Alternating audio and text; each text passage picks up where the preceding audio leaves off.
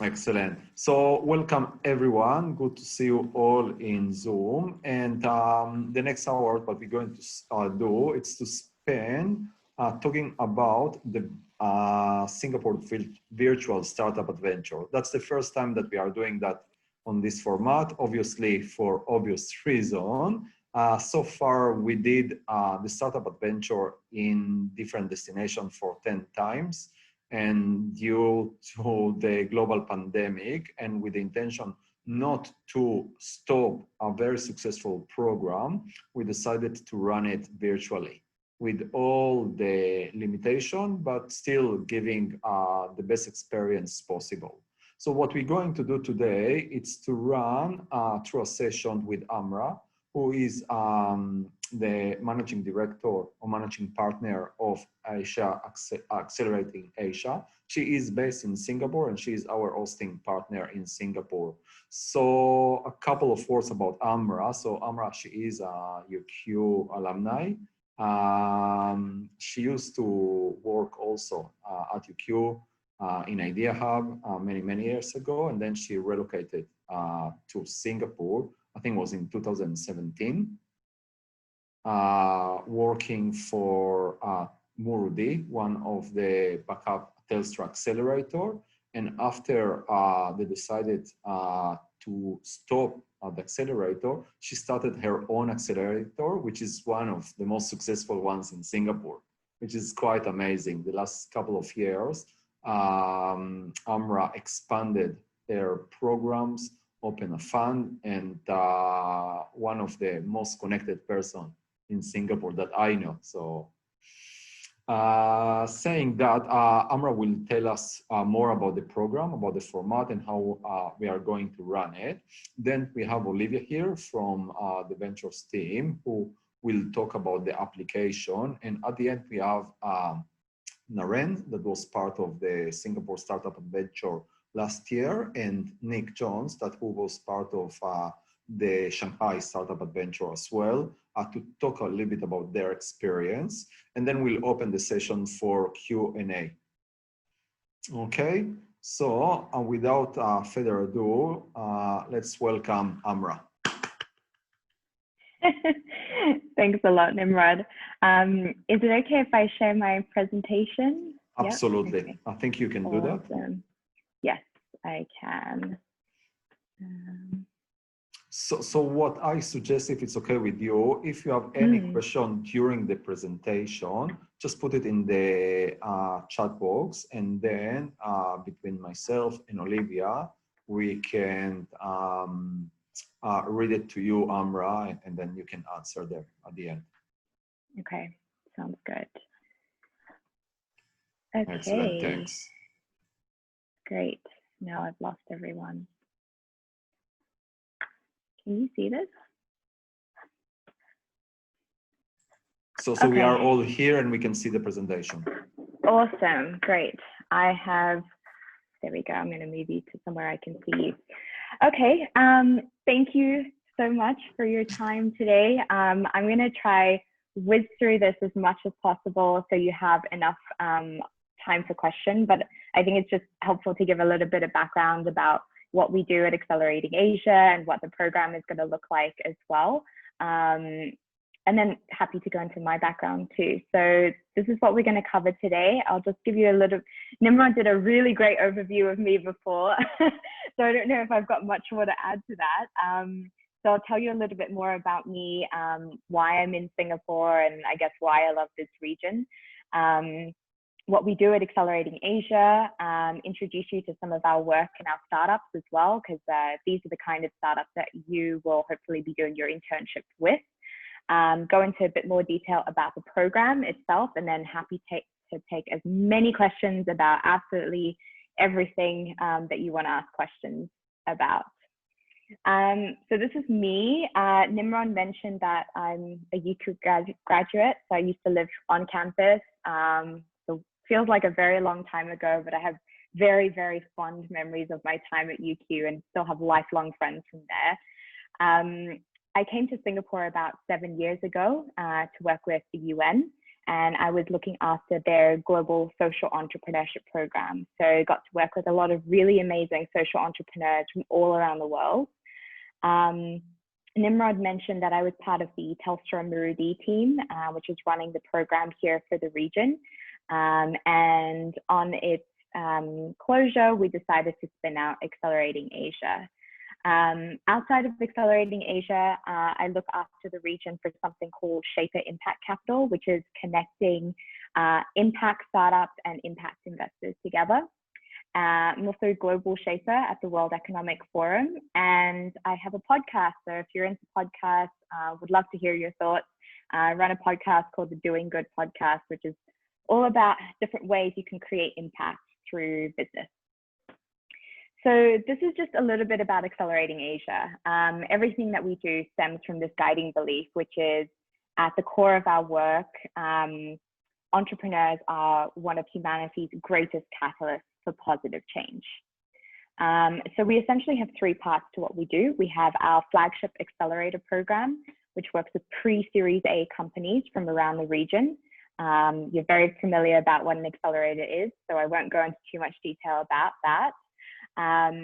We're essentially a growth stage accelerator. So all the startups that come to us have a significant amount of revenue, on average about 25K. They've got a full team and they're from all around the region. We also have Accelerating Asia Ventures. So Nimrod mentioned that we started a fund. So it's a $10 million fund that invests in all the startups that we work with through the accelerator program. And finally, we work with a lot of different ecosystem partners. So like the University of Queensland, we work with governments, multinationals, on all different ways that they engage with the startup ecosystem.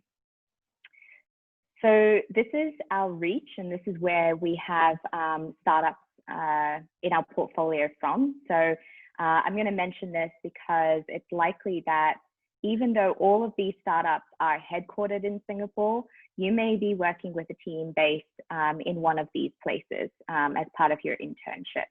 So we cover Southeast Asia, so you can see here Singapore, Indonesia, Philippines, Vietnam.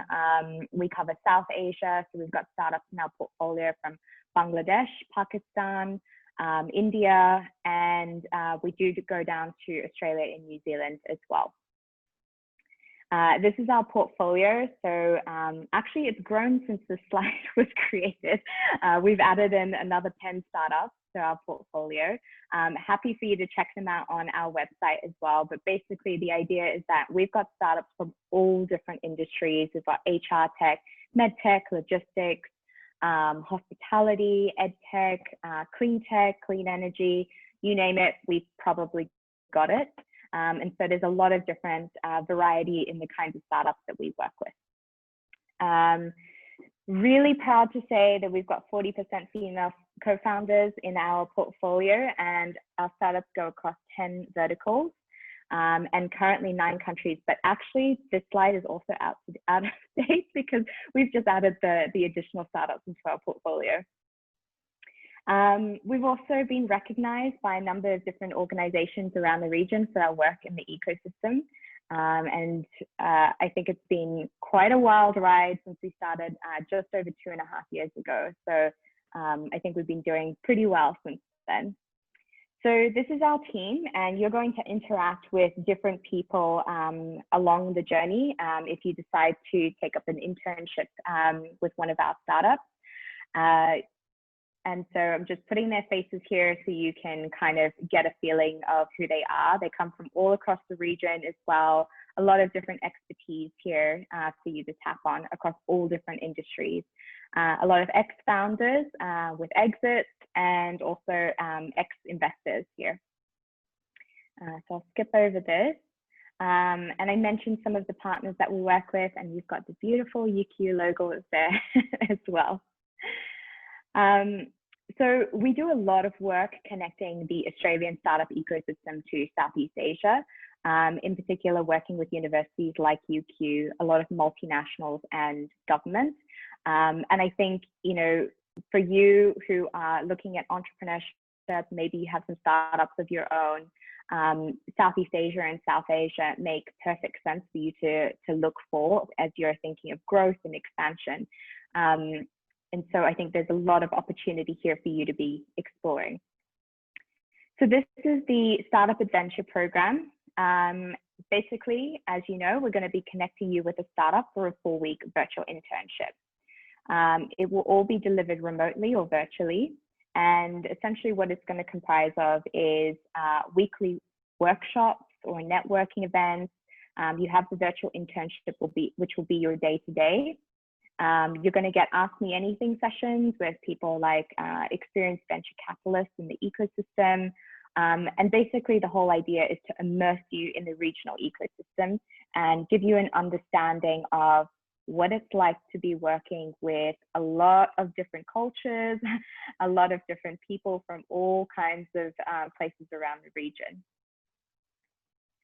So what we'll do is once you have been selected and have a startup that you're connected to, we'll do a welcome to Singapore session. And I'm happy to go into this in more detail here if you've got specific questions. But basically it's why do startups come to Singapore? Why are they all headquartered here? What the startup ecosystem is like?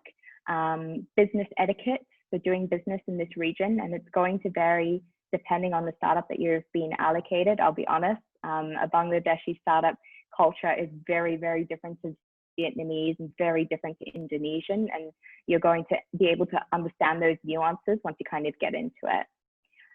We'll also have a little Meet Startups event where you can meet representatives from participating startups.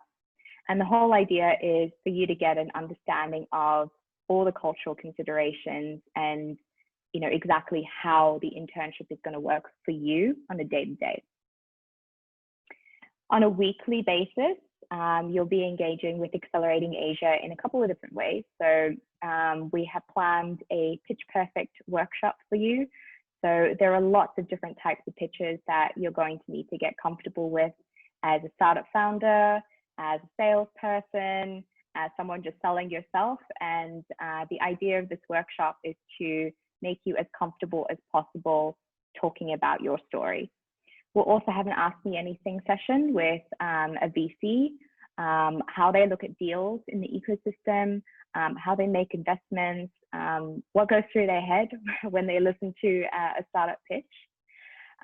We will also do networking events, and you'll kind of get an understanding. So we have got a landing in Singapore session, which is really good because a lot of the individuals that came to the last startup adventure had startups of their own that they were thinking of bringing to Singapore.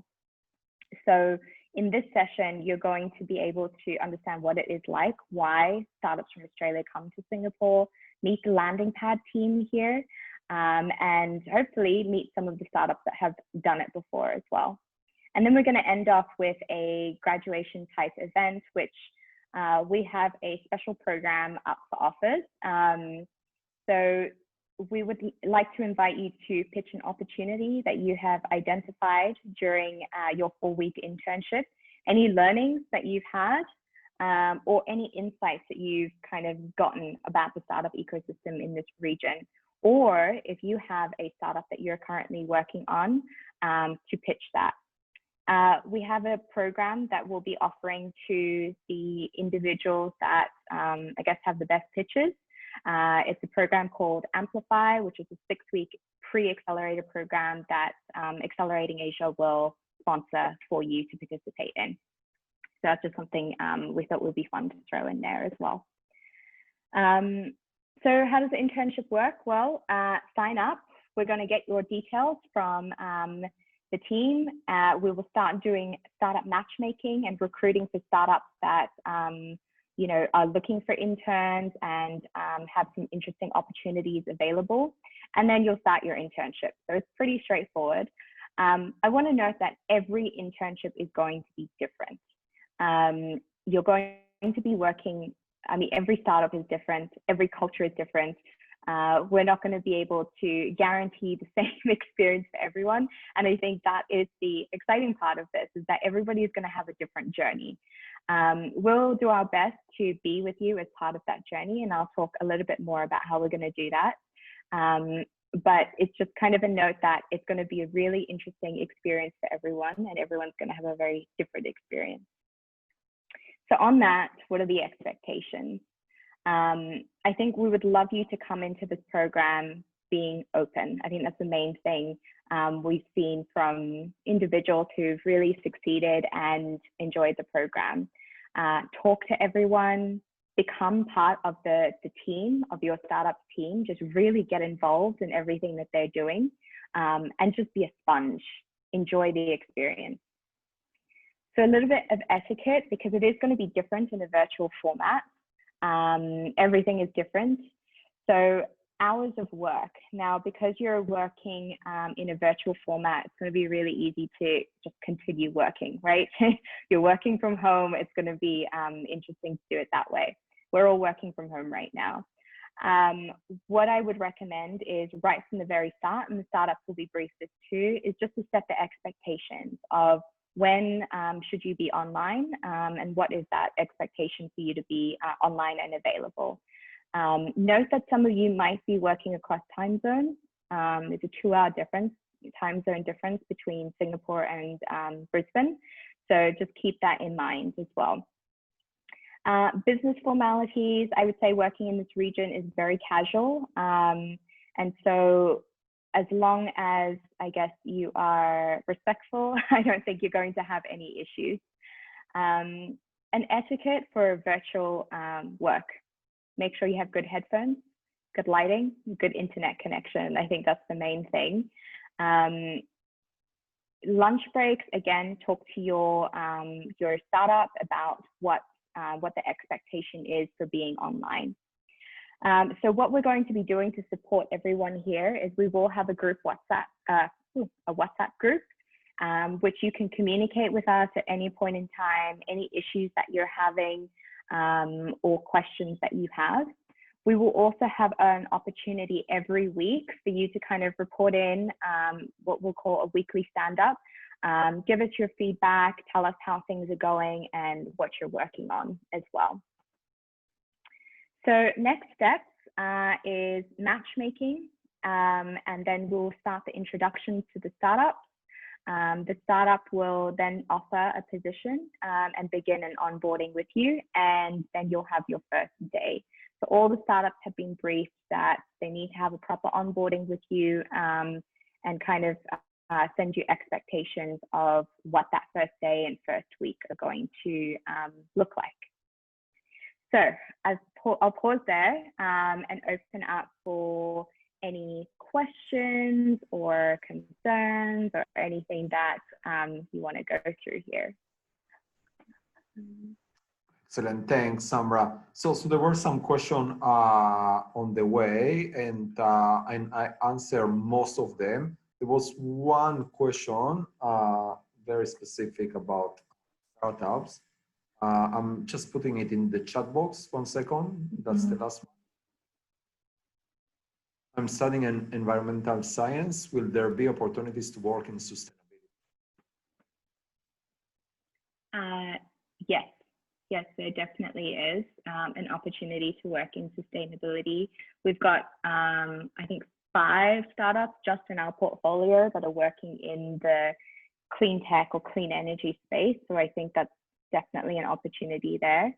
I think what would be really helpful for us is the sooner that you can apply, indicate your interest, the sooner that we are able to accurately, best match you with a startup here, because we simply have more time to find the right position for you and find the right startup for you. So the earlier that you can get your application in, the better.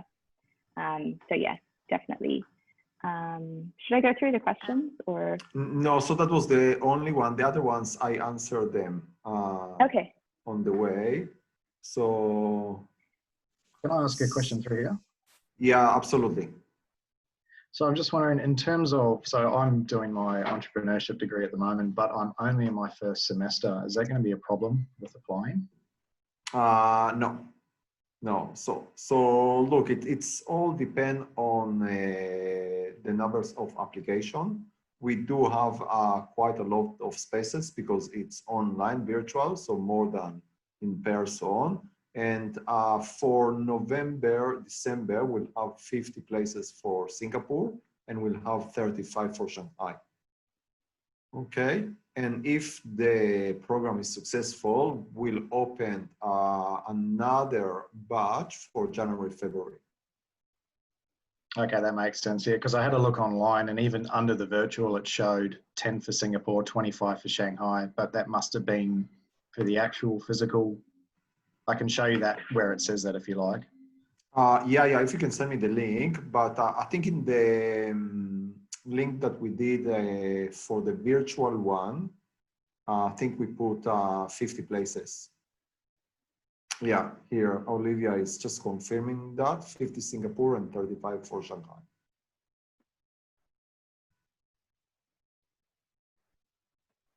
I see a lot of questions about startups in specific industries. Yes, we have them all, is the short answer. The long answer is, again, the sooner you can get your application in, the sooner we're able to actually match you with those startups and find opportunities for you. The closer we get to the date, the more difficult that becomes.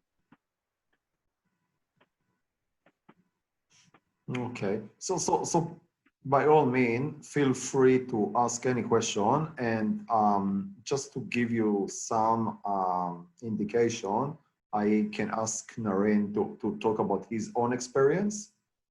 It was slightly different because it was in person, but saying that, I think the expectation from the founders and from the startups is the same. I don't think nothing changed. What I can tell you, and that's, I think it's valid for Singapore and also for Shanghai, the pace of doing business in this part of the world is 10 times faster than in Australia. Everything moves very, very quickly. And you need to adjust yourself. And that's part of learning how to do business globally. Also the hours, and if we can touch base about that, what's the expectation? Generally they work long hours, especially in startup and in Singapore and also in Shanghai. So Amra, if you want to talk about that, and then we can ask Naren to talk about his experience. Yeah, so I mean, I fit in so well in Singapore, and part of that reason is because I'm not a morning person. And Singapore pretty much starts at around 10 a.m. Hours of work start at 10 a.m. So if you're not a morning person too, it's the perfect place to be. However, we do go pretty late into the night. And I think you'll probably notice that as well, because you're 2 hours ahead.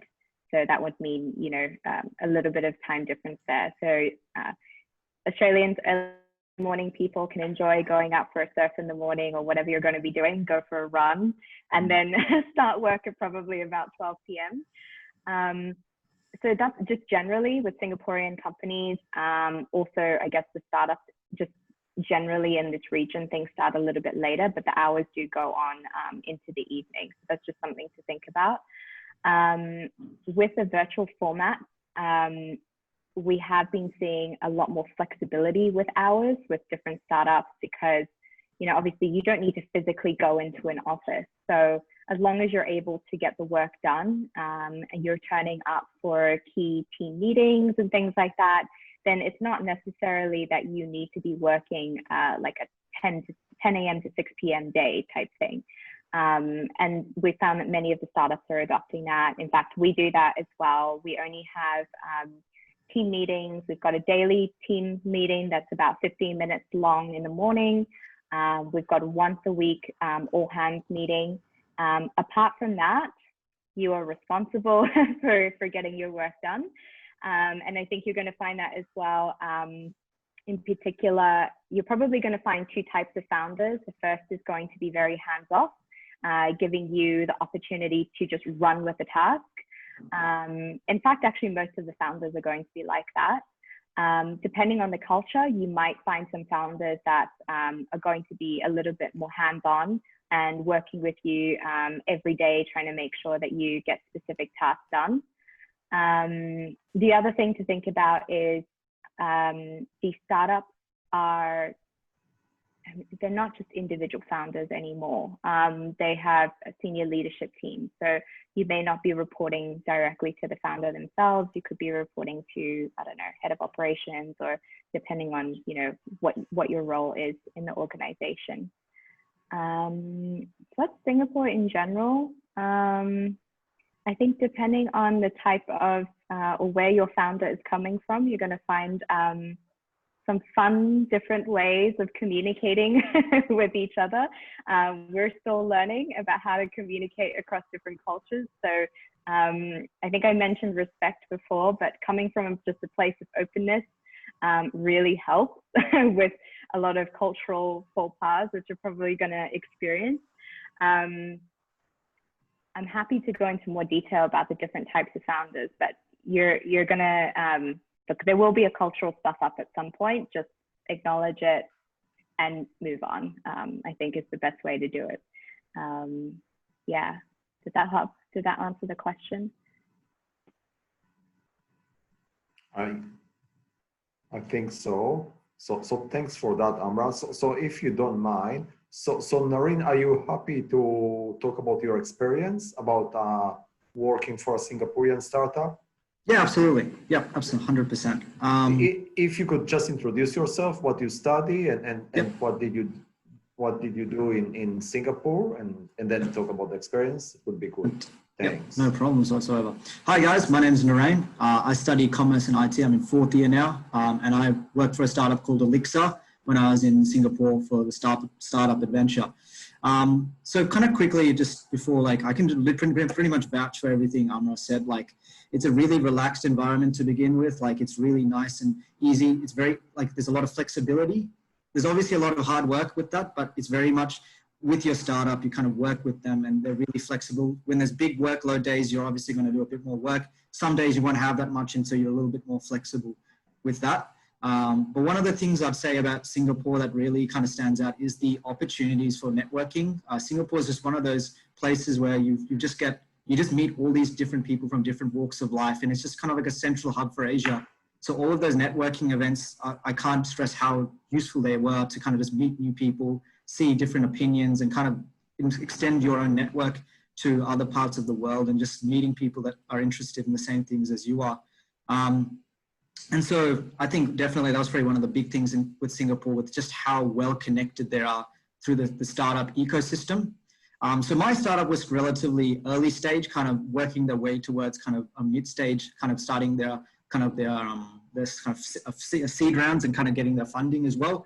So from our perspective, it was a lot about, you know, getting our prototype ready. So it was a lot more kind of development focused. But again, there are a lot of startups with different kind of stages. There's a lot at the later stage where they're now just kind of looking for that funding and getting into becoming a company.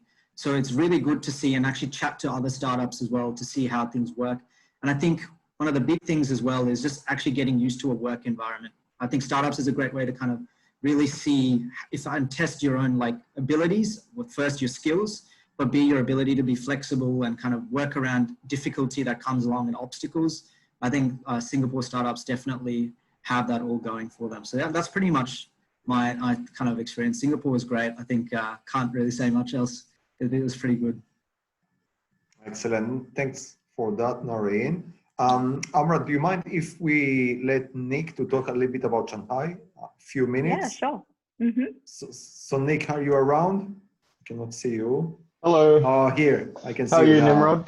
I'm good, thanks. Thanks for joining us. So Nick was part of Shanghai. Shanghai, it's very different from Singapore, but the idea is if you can share your experience as well, being in Shanghai and working for startups over there. But if you're happy to start just introducing yourself and which startup did you work for? Yeah, so my name is Nick. I'm currently in my final semester of mechatronic engineering, and I worked for a startup called Boonray that was based in Shanghai. They were basically every buzzword you could put in technology in a startup. So they're about computer vision, machine learning, Internet of Things. Like you said before about everyone having a different experience, I was at a startup that was in a very different stage than Nareem. So Boonray was currently, when I was there, partnered with NVIDIA, Microsoft, DJI, and a few others. They had 4 offices, and my role there was mainly international expansion. So I was in a very unique position there. But in terms of the whole startup experience, it's not so much that I don't know if I can specifically explain every reason why you should do it, but it's all the summation of the tiny things, like interacting with people that are from a different culture, learning the mistakes that you will make interacting with the people in a different culture, and just being a part of the startup experience as a whole, just how startups work, how the people work with each other. I just found it an extremely rewarding experience, and I don't know what else to say. Excellent. No, that's good. Look, if you have any particular question for Nick or for Naren, I see that we're starting to pile up with some of the questions in the chat box. So if you want to go ahead, just unmute yourself. Let's see if it does work, and ask the question for Naren and Nick. If there is any question.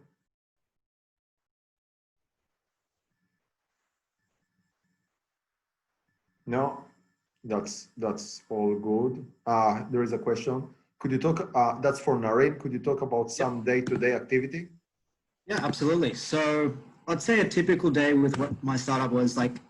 We started around 9:30, 10, kind of rock up to the office, just get a tea, relax for a bit. Then usually, so my startup was a bit different. So my founders were actually working part-time jobs. We're working full-time pretty much. So we tended to converse through WhatsApp a lot. So we'd have pretty much a brief kind of stand-up meeting from around 10 to 10:30, just on WhatsApp, just to kind of go through what the activities were in the day. We kind of delegate roles and say, like, you know, what our plans were to kind of complete and get stuff done on that day. And then pretty much from 11 till around 1, it's just working on whatever task you were given. And then from 1 to 2, pretty much get out of the office, have some lunch. And then from 2 to kind of like 5, 6, depending on how your workload is, you continue with your work. And then during that time, you're probably chatting back to your founder, which are like, so you'd have just to say, like, this is what I've done, how's this working? And then that kind of finishes the day. That's like a typical day, I'd say. Obviously, you'd have a few events as well coming through. Like you might have a networking event in the evenings. So something that was quite common was after work, with some of the interns and us would go to another networking event that was getting hosted as well. So that's quite common, and that usually means that the day ends up finishing at around 8, and that leads to dinner and, of course, the end of the day. So that's usually a typical day, I'd say, with working in a Singaporean startup. Excellent. And Sophia, she's asking, can you give an example of the task that you did?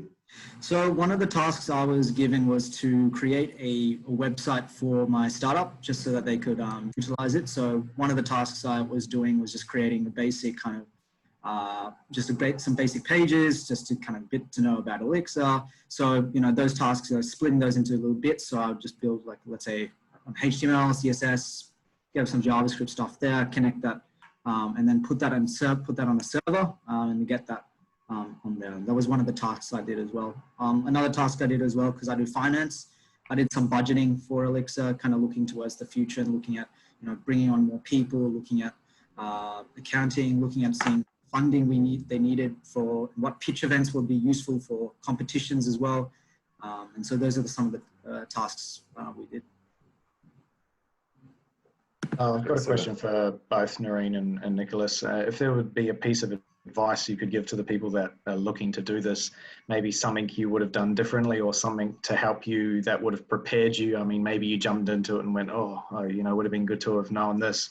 I know from me, I haven't created a startup in the sense of, you know, technology and building like that, but I have created my business where I work, outsourced work to 4 different people in 3 different countries, and it allows you to get a baseline. But this whole experience of everything, and as well as studying entrepreneurship, is incredibly exciting for me personally. So if you got any information around that, that'd be good. Yeah, Nicholas, do you want to go first, or do you want me to? I can do that. So for me, this was my first experience of anything startup related. So I was all about absorbing the culture. So the best tip I can give is just ask and just be a part of everything you can, because again, it's those little nuances of culture and how a startup that is working and developing in the real world, the things that they do, those are the important things that you can take away. Absolutely, I'd vouch for that. I'd say just be open to everything, because there's nothing you can't not learn. Like, sure, we have skills, but there's so many small things you just take for granted that you just, so even this, like these small things, attending networking events, just talking to other startups, talking to your things about other things, just all of these small things, just be a sponge pretty much is pretty much the main tip. Yeah. It's one of those things where you don't know what you don't know, right? So and that's right. part of the excitement of it also. All right, I appreciate it. Thanks, guys. Thanks. So there are a couple of questions here. May I ask, Nicholas, how many hours did you spend every week with the Shanghai internship? Yeah, so I would say probably like a 38, 40-hour week, probably around there. I'm not sure if this happened with other startups in Shanghai or in Singapore as well. They did this awesome thing where you'd work until lunch, have lunch from 12 till 1, and then go to sleep from 1 till 2. And that was, I came back to Australia and I just couldn't function not doing that anymore. But yeah, I'd say about 40 hours. Excellent. So Naren, are you able to attend some critical meetings, for example, the meetings with VCs?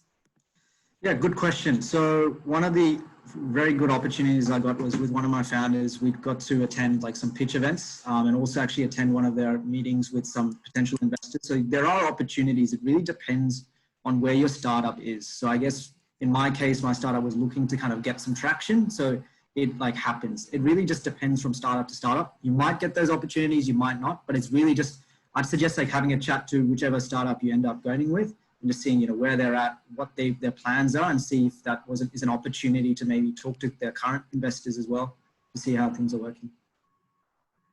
Excellent, thanks. There is another question here. It's more about the application. 1 second. That was from Isha. What does this question mean? If successful for the above chosen virtual startup adventure, would you like your application to be transferred to another destination?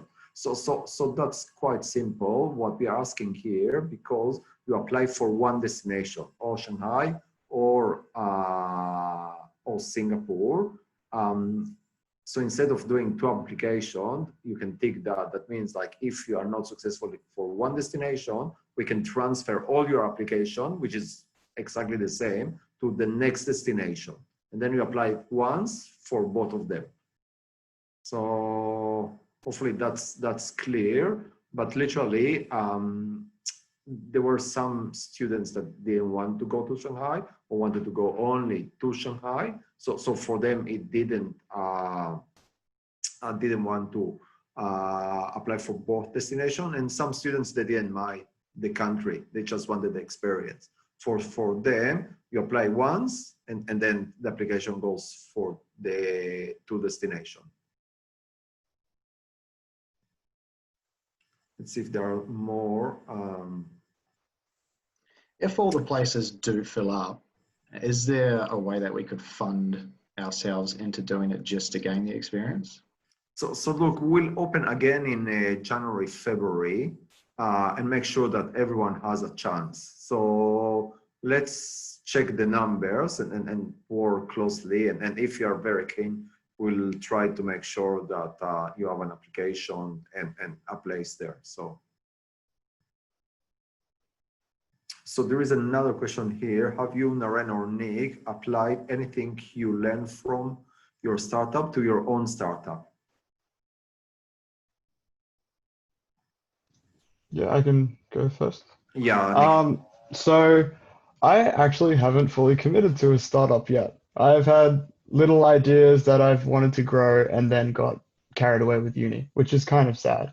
But I would say that a lot of the things I've learned from startups about failing fast, keeping stuff simple and all of that have applied directly and significantly to engineering as a whole.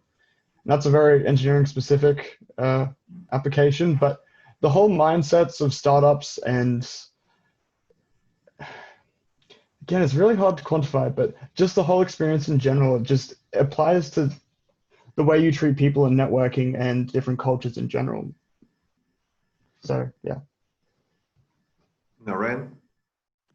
Yeah, absolutely. So yeah, I'm pretty much the same as Nicholas. Unfortunately, uni's kind of been a bit of an obstacle to kind of reach kind of starting my own startups. But what I can vouch for it, and I can agree with Nicholas here, is the fact that some of these skills, like from my perspective as well, like some of the small things like Kanban boards, like just trying to look at development and just looking at some of the small processes, sprints, like getting stuff ready for the next kind of making sure you progress your things. Like they're so useful. And so like in university, just preparing yourself, getting your time management going, these small things, like in day-to-day life, it really helps to kind of get that kind of perspective. So yeah, 100%, even just in normal life, it's helped me a lot. Yeah, absolutely. Yeah. Thanks. That was good answers. So there is here a question for Amra. If you find the startup does not really match with your experience expectation, are you able to make the change before or during the internship?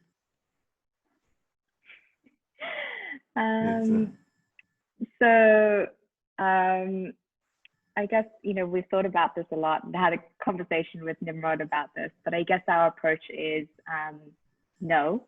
And the reason for that is that, first the duration, like it's a 4-week internship. It's going to go by very, very quickly. And it's hard for you to assess in week 1 or week 2 whether, it really is something that you like or you don't like. The second reason is that we're always going to be in roles or situations that we, do not particularly enjoy, did not meet our expectation. Part of the learning of the internship is how can you make the most of the situation? And, as a team, we try and support you with that as much as possible. It will generally be a very last resort for us to move you to another startup because we want to try and make the relationship work as much as possible, or help you negotiate with your boss for that 4 weeks as you would in a normal job about, the kind of work that you would like to be doing or that you're better suited to. So the whole idea is to kind of put you in a normal work environment and help you navigate that work environment. I think also speaking from personal experience, there have been so many jobs that I've hated or just, really did not do very well in. And during the moments, they're really, really tough to be in, but I have absolutely no regrets in doing any of those because it made me learn more about myself and the things that I don't want to be doing in the future. So I think either way, you're going to have a really good learning experience, and it's going to be what you take out of it. So even if it's a role that you don't necessarily want to be doing, you're going to be learning about how to negotiate out of that situation with the support of the team. Yeah, I don't know, Nimrod, does that help? No, that's perfect. And I totally agree with you. So we did have some students, for example, in Shanghai, that had a really tough experience with the founder, and but that was part of the learning experience, how to cope with this situation where you don't get along with your boss or your manager and still survive. The good news is, like, in this case, it's only 1 month and it's not for life. So you need to cope with that for only 4 weeks. So that's not so terrible, but this is how you also develop your resiliency.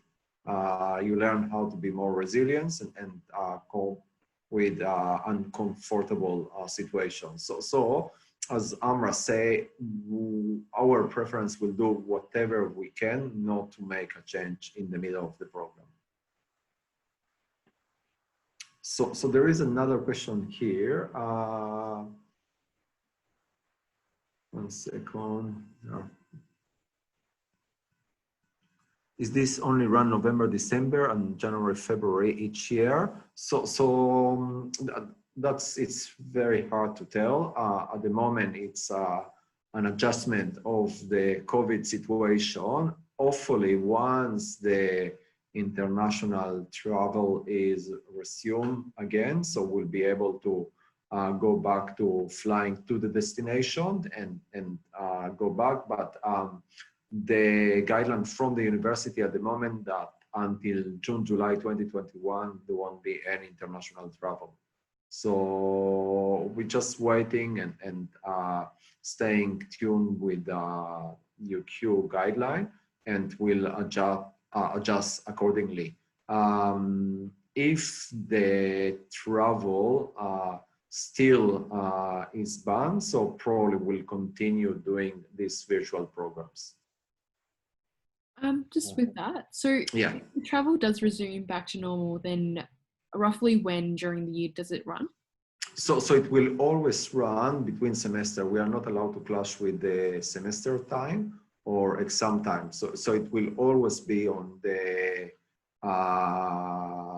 between semester breakdown, which is June, July, then it's November, December, and then January, February. Yeah, so there's 3 sets running every year. Yes, correct. Awesome, thank you so much. Thanks.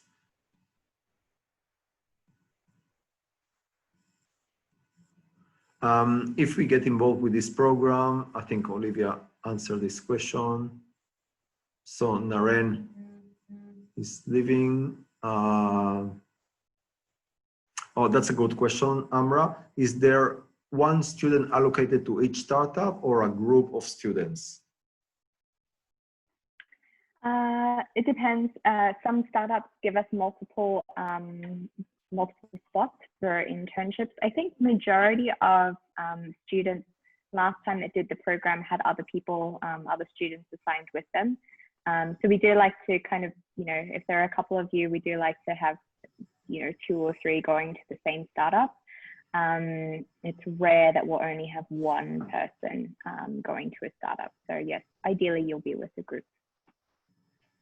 Excellent, thanks. So last question, and then we'll go for Olivia to talk about the application itself. So that's for Nick, because Naren has left. Do you have any internship experience in a workplace before the startup internship? I did. I worked at TEAS in reliability. So I would say that it doesn't particularly matter. It's so different.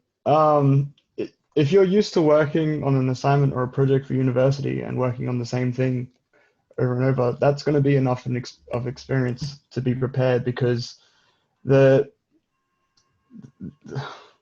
workplace differences between these different countries are insane. So, yeah. Excellent. No, that's a good point. Thanks, Nick. Look, I suggest that we finish here with the Q&A. Amra, if someone wants to ask any other question after the session, so what's the best way to do so? Yeah.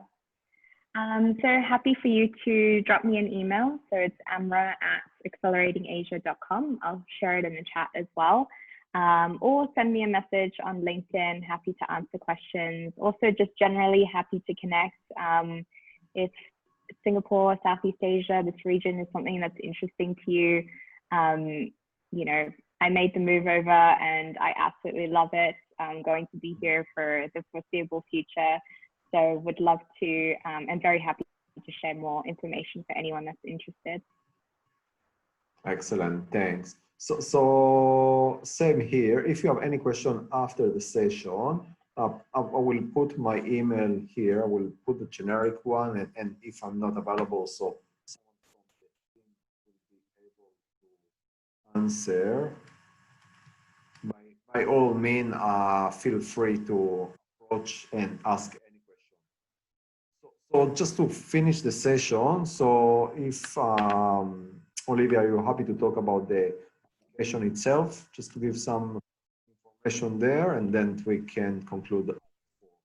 Lovely, thank you, and great to have so many of you with us today. I'll just go over the application really quickly. By now you probably would have seen the website and might have had a good look around and gone onto the apply button maybe. So we're doing the applications in Student Hub. It's quite a simple form. There's a few things you need to be go in and choose, so I'll just go through those really quickly. The first thing we ask for is that you've read the virtual startup adventure guidelines, which you'll find on the bottom of the startup adventure page. So they really step out the process for you there, and they go through that the 2 funding options and the eligibility for each there. So all the details. Did you want to go through the eligibility, Nimrod, after? Just quickly, yeah. So the most important application, it's open, no? So Yes. Students can apply already. Yeah. Perfect. Thanks. Okay, cool. Yeah. So that's the most important thing, that you go through the guidelines as well. Have a good look. Figure out which funding option you are eligible for, as we have more grants available under the NCP one. So if you're applying and you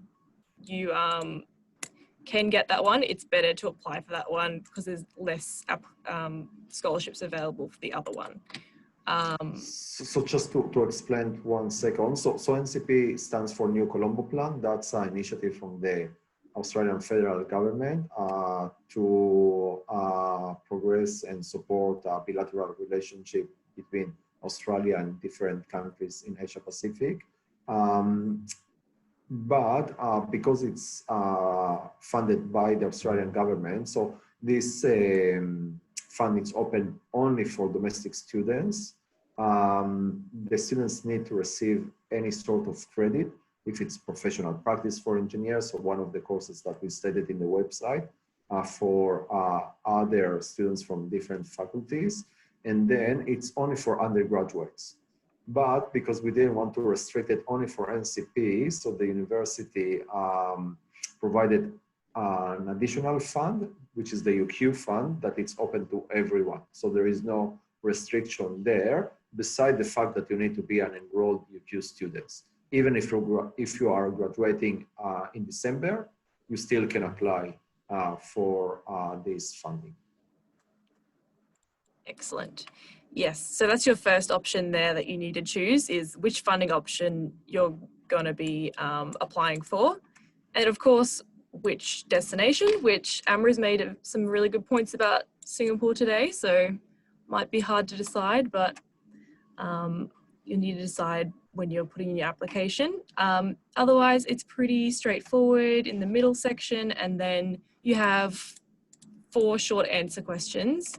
And this is what the selection panel will be looking at in your application. And there isn't many words for each. I'm pretty sure it is, what does it say? 250 characters, which is around 120 words to work with for each question. So best to draft it in a Word document, something like that, just so you get all your words that you want down there. Are there any questions about the application process at the moment? The results of it, are they all released on the one day to everybody, or does it just go progressively? Yes, so once the application's closed, they'll be sent off to our selection panel, and once they've selected, we'll let you all know one day. There'll be a big email that goes out. Yeah. Anybody else? Any questions? So there is another question here from Sophia. Will the startup we are paired with be selected based on these application answers? So I think we are going to do the profile survey. Yeah, there's a second one. Yeah. Yeah. Once you are selected, we create a profile, which that's what we are going to send to Amra to do the placements. So the profile survey, it's to ask more question about yourself, you know, what you're studying, interest, type of skills, and what would you like to do. And then Amra will try her best to match according to each of the profiles. Excellent. Thanks. Any other question?